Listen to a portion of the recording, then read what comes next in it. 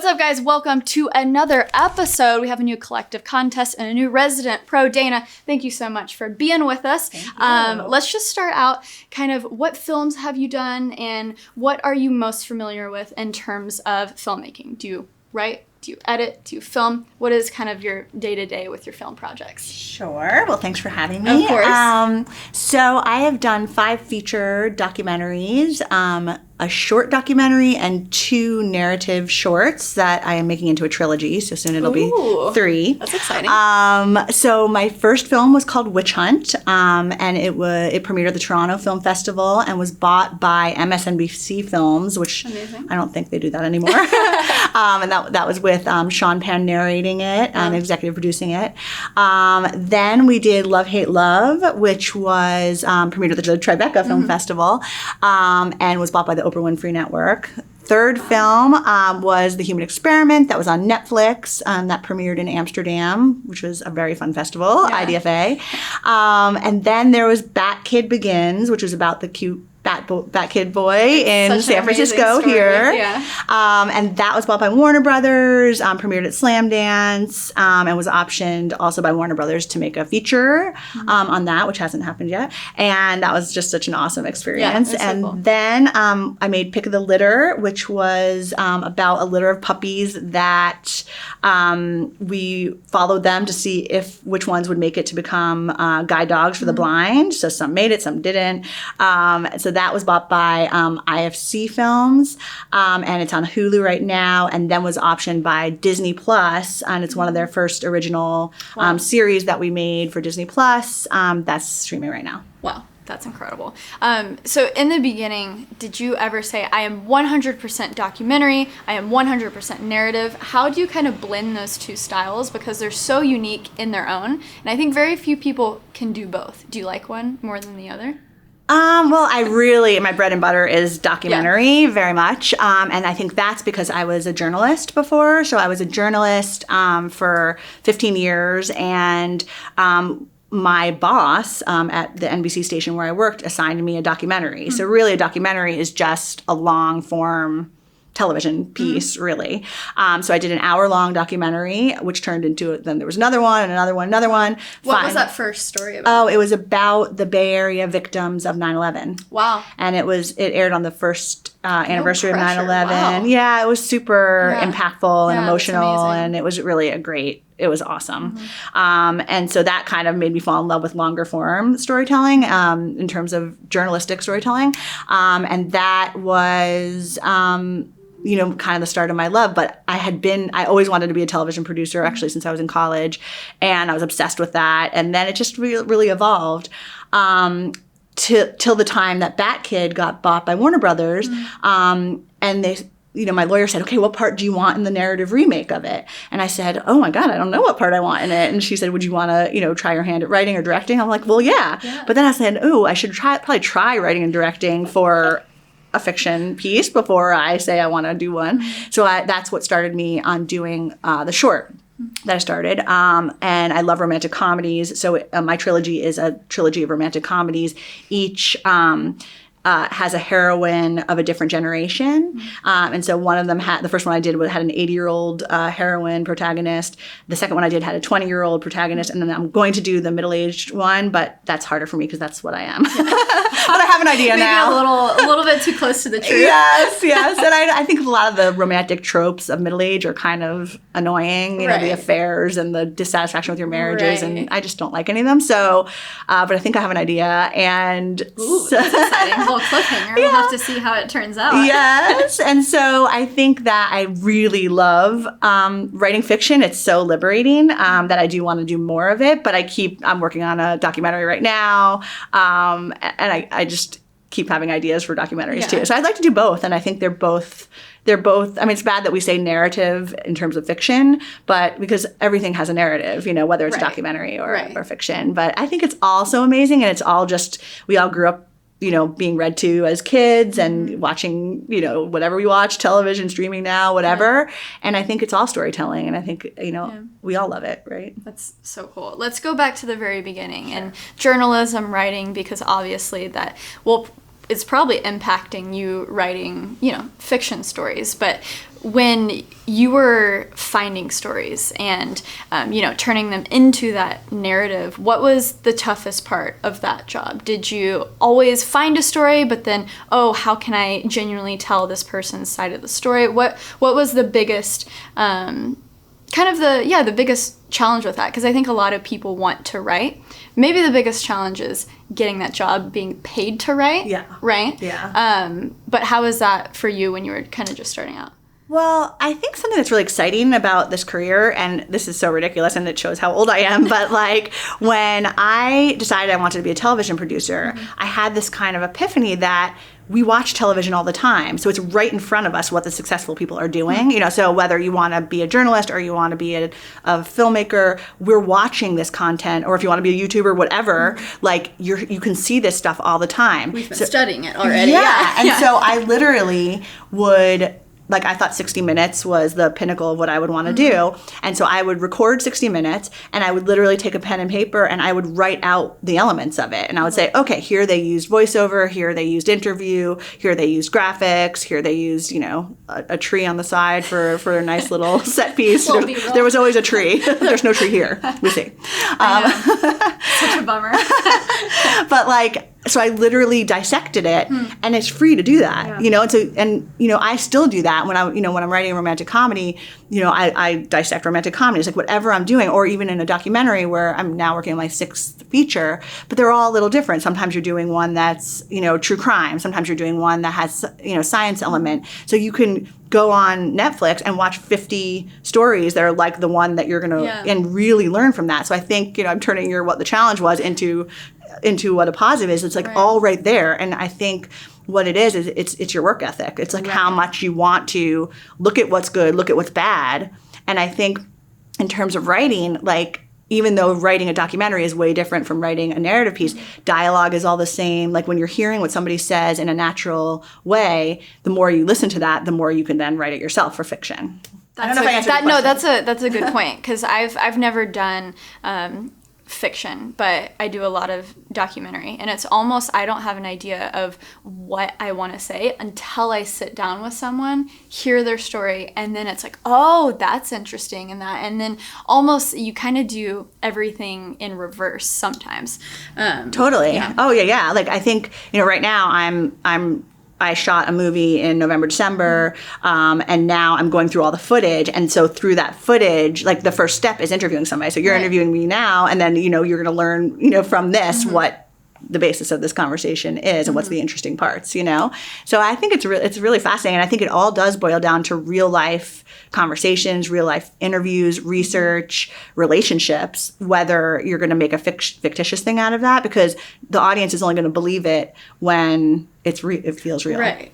Yeah. So what is a part of that documentary checklist? What do you have to have that one main character and then you figure out the supporting roles? I always do something where for some reason, the number 3 is so synonymous with everything. I feel like, so, beginning, middle, end, 1 main character, 2 supporting. I mean, do you have your own little doc checklist? It's funny that you say that, because I think when I first started making documentaries, especially my first independent documentary, Witch Hunt, which, it's funny, people always say, what's your favorite movie? And it's kind of like your kids. You can't pick your favorite thing. But Witch Hunt really holds a sweet spot to me because, A, I didn't know anything about the industry. I mean, literally, when it premiered at Toronto, I had never been to a film festival before, not even in the audience. So, that was a good start. It really was. We had a friend who said, you should really enjoy this because it's never going to happen again. And, literally, it's never happened again. So it's very difficult. Yeah. And so I think that, with that, it's, I think it's whether, you have an inherent storytelling aspect to your brain, right? You're somebody who, there's people who are very introverted who aren't necessarily interested in hearing everybody's story. So if you're somebody who's interested in hearing the stories, That's true. You have to have a curiosity. Definitely. I mean, that's the must. And so I think with Witch Hunt, I wasn't thinking even about the 3-act structure. Right. I wasn't thinking about the elements, but I think inherently we're always thinking beginning, middle, and end. And that is a 3-act structure, And so I don't think, now with my current film, I do have it. I have an outline that says, act 1, act 2, act 3. It's been very formulated for myself, but at first I didn't have that, but I'm not sure it matters all that much because deep down, you know what the story is. Yeah. Can you talk a little bit about Witch Hunt? Witch Hunt was about a group of people that were wrongly convicted of child molestation in the 80s, and they spent between 6 and 20 years in prison for crimes they didn't commit. Very, very upsetting story. I went through a very dark period of that in my 2 next films, and then I couldn't handle it anymore, and I started with Batkid and then Dogs, and now I'm doing a movie about Christmas, and so I'm just in a different mode. I love that. But you gotta have a balance, right? But Witch Hunt it really was important, and it was people who had been wrongfully convicted. They were cleared of their crimes, but nobody ever told their story. So even though they were out of prison, they still felt that, they had that tarnish on them, and so telling the story for them was very, very important. And it really, I think it made a big impact on their lives, which made a big impact on my life, Yeah, 100%. With those film festivals, so you've been at Toronto, Tribeca, the one in Amsterdam, which is pretty big. Slamdance is one of my favorites. Okay, where's that? That's in Park City at the very same time as Sundance. Yeah. And it's the very, very indie version of Sundance, now that Sundance isn't indie anymore. And I love, and it's such a beautiful area too. Yeah, it's a great festival. Yeah. I went to Sundance for the first time last year, and it was kind of insane how many celebrities are just walking around casually, and you're like, oh, there's that person I just watched in a movie. Right. Yeah. So do you like film festivals? Do you enjoy it? Can you kind of talk to, because I feel like for a lot of people that's maybe a pipe dream, right? But can you kind of talk about your experiences at film festivals? Are they worth it? How did you get into your first one? It's really hard. Some are good, some are not as good. And I think there's a lot of, it's a big story. I mean, we could have a whole entire podcast on this. So there's top tier festivals that you're able to sell your film out of. There are very few of them. There's Cannes, which is Cannes, Sundance, Slamdance, which I would include South by Southwest, Tribeca, Toronto. Maybe that's it. And in those places, it is really, really a business endeavor. You go there, the stakes are very high. It's all about selling your film. Gotcha. I wouldn't call it fun because it's very stressful. I mean, you could have fun there, and there's parties and things, but really that is your hottest moment to sell your film. So it's stressful, and there's a lot of money on the line for the people who paid for it, the people who are in the film. It's just stressful. Then there's a lot of other festivals, amazing festivals that are Cleveland, Seattle, so many, Omaha, I love. There's just a list of Cinequest. There's a lot of festivals, regional festivals, where these amazing audiences come to watch your film. Cleveland is one of my favorites. They're just packed houses. I had a short, one of my shorts was, I've had, I think, 5 films at Cleveland, and one day I had gotten in late from the West Coast, and I was like, I don't know if I'm going to show up for my 8:30 screening. It's shorts. Who's going to be there at 8:30 in the morning? It was packed, 300 people sitting to watch shorts in the morning, and so 8:30 a.m. Yeah. Wow. So when the festivals have huge audiences where you can hear if people laugh at what you're saying, or hear if people cry. It's such a different dynamic. It's really important, I think, as a filmmaker to be able to hear, because you work a lot in a bubble at home in a dark room, or at your office, with your colleagues in a dark room. It's hard to assess the impact that your film will have.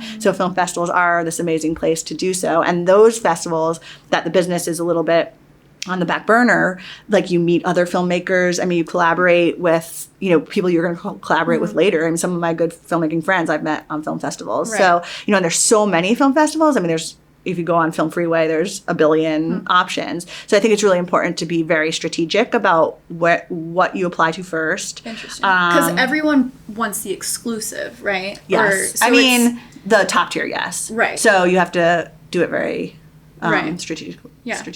That's interesting. Yeah. For people out there who are just starting, maybe they've made some YouTube videos or some documentaries, what would you say would be some of the first steps to having that moment, premiering a film at a film festival, whether it's a specific craft they need to work on, or maybe something more logistical? What would you say? I mean, I would say go to your local film festivals as much as you can. Yeah. Doesn't cost much to be No, and you can volunteer probably and go for free. Yeah. And then also there's things on, I mean, if we're talking about shorts, which if people are mostly starting with shorts, like there's, Vimeo staff picks, there's Shorts of the Week, which I watch a lot, and these are curated. So I think the film festivals. Where are Shorts of the Week? It's online. Okay. Yeah. And it's just a website. Yeah, okay. And you just like. These are curated places, so like it's all the same, right? Like whether it's a film festival and you're going out, or it's some of these really great online resources, they're curating them, and I think that's what everybody wants, right? Like, right. And with Netflix, sometimes it's hard because there's so many options, you don't really know what to watch, or the Oscar shorts that come out every year, like things like that. Like watch these things that are being done, and I'm sure there's places, I'm not as knowledgeable on YouTube, but I'm sure there's places on YouTube that curate these things well. And so start like back to what I was saying before is watch, and then study, and see what's because this is, I mean, I happen to like business things, but I think it's as much as an art as it is a business. Definitely. It's show business, they say. You know, and I think it's fun to like. I mean, I am not really a producer. I mean, but I am usually a producer in my films, but I hire other people to produce.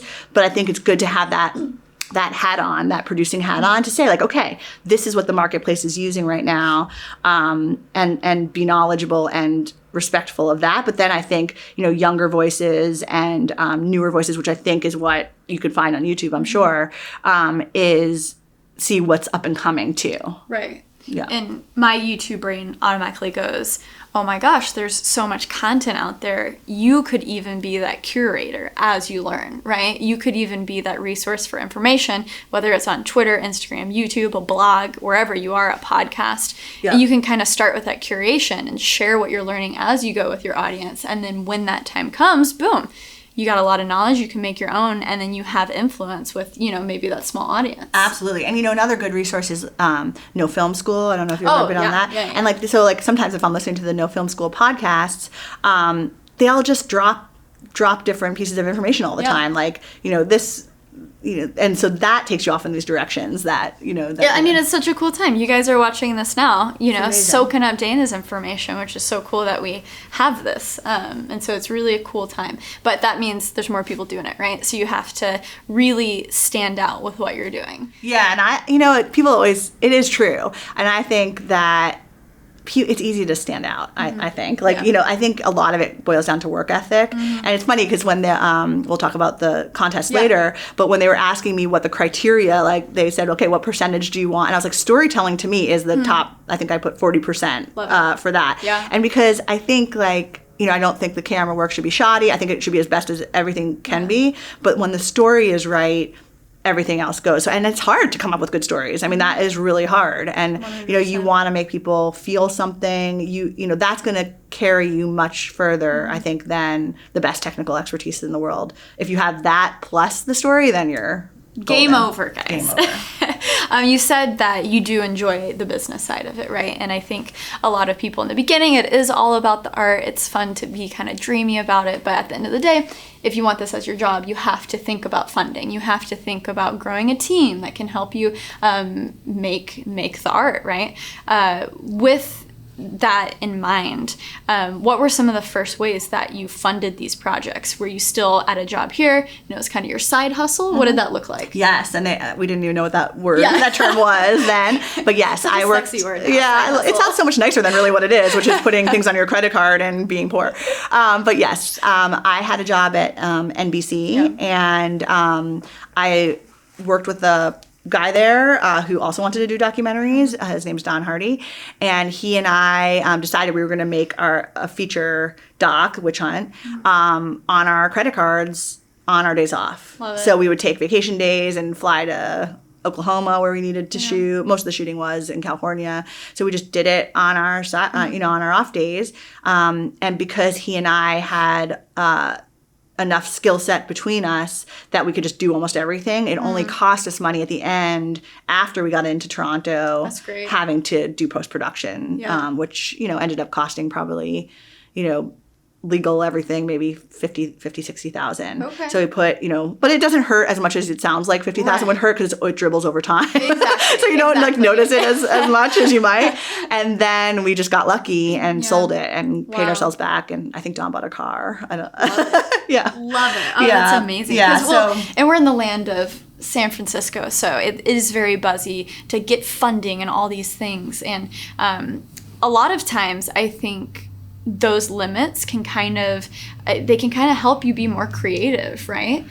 Yeah, and I think like the fancy stuff. I mean, now it's a little different because I hire crews for everything. It's much more expensive. Well, you've earned it. Now, oh my God. But I mean, if I had to go back, I mean, I think the scrappiness that you get if you're putting it on your credit card, because we did it twice. I mean, we did it with the first film. Then with the second film, we took some of the money we got and paid for the second film. So it really was our money. We could have kept it. I'm sure our spouses would have liked it if we kept the money. We're like, no, we're going to make another film. And I think the problem is like, people want to see that you have skin in the game, too. Yeah. Like, so then when it came time to get investors on our third film, they're like, oh, well, they made 2 films. We could watch those 2 films. We can see that they're actually people who finish things. Yeah. I mean, a lot of people don't finish things. That's so true. Yeah, and I get it. I mean, it's hard to finish things. But that's proof if you do finish. You finish them, and you have an audience, then yeah. And it's funny. It's like, think about, parting with more than like $100. Like, it's hard to be like, do I really want to give this money to this project? I mean, it's hard. Now we all have the opportunities on Kickstarter and whatever else to support a lot of projects. And it's like, what do you really want to, either you really care about the subject matter or you believe in the filmmaker. Right. But it's hard. You have to say, okay, why should I give Sarah money? I just have to make sure Sarah's going to finish what she says. You know what I mean? Or there's going to be something for it. Yeah, for sure. Talking a little bit about the contest, it's definitely on the side of fiction, narrative. You guys are going to be telling a story. I can't wait. I know, it's so exciting. So what's some advice for the people who are going to make the 60-second, film, short film, that maybe you can give from, your romantic comedies or some of that more narrative advice? Gosh, I mean, that's really 60 hard. seconds I mean, is a short so amount of time hard. to I know when storytell. I was putting that together, I'm like, geez, this is a hard thing. Yeah. I mean, I would say keep it very simple. Yeah. Obviously, we don't have very much time, so I would keep it to a very primal type of storytelling, and one of our main emotions, whether love, hate, I would keep it very, I think one of the criteria is to make us feel something. Yeah. And so I think it's hard to do that. So keep it very simple and put in one of our primal emotions, I would say. So I'm really excited about this. Can you tell them a little bit about what it is about?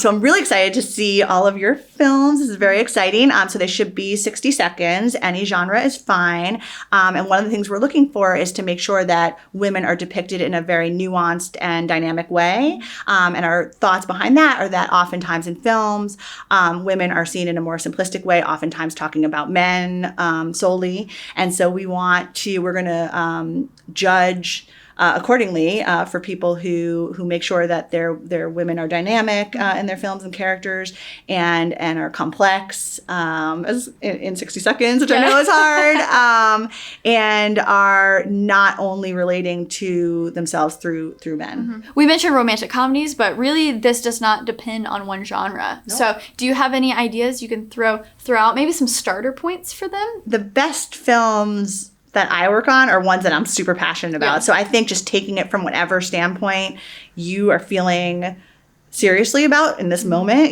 they have like 6 weeks to make them or so. Yeah. I would say whatever you're most passionate about, go for it. And I think that will come through in the filmmaking of it. And so what would I do if I was going to make this right now? I think I would make it about, I don't know, I have three kids. My daughters. What are the ages? 9, 12, and 14. Oh, that's fun. Yeah, and my oldest daughter is 14. And I just think there's something really interesting about high school age and maybe friendships between girls in high school age, or boys and girls and their friendships. I think that's what I'm thinking about right now. But. I love that. Well, there you go. And it's gotten more interesting with adding the phone in the mix, because even when I was in high school, I just got an Instagram when I was junior in high school. So I feel like things were complex without that. Oh my God. So even exploring that, the way technology even affects their lives too, would be really interesting. Yes. So many things you guys can do. And you said, storytelling is at the forefront. That is 40% of the judging criteria. So what else I totally tweaked that from what I saw the old ones were. Because I just think, like we talked about earlier, I think just storytelling is paramount. A good story, and that helps people who don't have a lot of money to spend on this too. It's free because it's in your brain. Film this with your phone. And so what are some of the other judging criteria? So I think we have 40% for storytelling, 20% for cinematography, 20% for editing, 10% for creativity, and 10% for sound mixing. Yes. And then like every contest, guys, we have a behind the scenes prize. So as you're creating, you can show what you're up to with behind the scenes content. Yeah. And so you just have to, it'll be super fun to see. All you have to do is tag Collective HQ and LaCie Tech. So a lot of chances because again, the $10,000 filmmaking pool prize, which is epic. I can't imagine in the very beginning just kind of getting that starter pack of gear is so fun. But excited for that. I know, but then we have the behind the scenes prize. So a lot of stuff to win, but ultimately the real winners will be everyone who submits a film because you're going to learn a lot through the process. Yeah. So any other parting advice to our maybe this is their first short film, Oh, it's so exciting. Yeah. I'm very excited for them. I mean, I would just say keep creating. Don't let barriers, come in your way because there's always a million reasons why you shouldn't do things. But I think, the people who make it far, just keep working, keep doing it. And one thing I always tell people is there's a lot of rejection in this industry, in this field. And I think the more you get comfortable with rejection, I'm making a film right now that I'm really excited about. And then last week I got, I was supposed to make another one and the people totally ditched me, So, it's constantly happening. And as I think the more you get comfortable with that and the more you can deal with that, because then what happens is the people who can't deal with it, they go away and you keep going. You're like the little engine that could. Truth. Yes. That's what I think. Yes. We can't wait to see your submissions. Check out collective.lacie.com to submit today. Check out all the resources and as well, check out Dana. Her links will be in the description below. Thank you so much for being here. Thank you. It was so fun. So excited.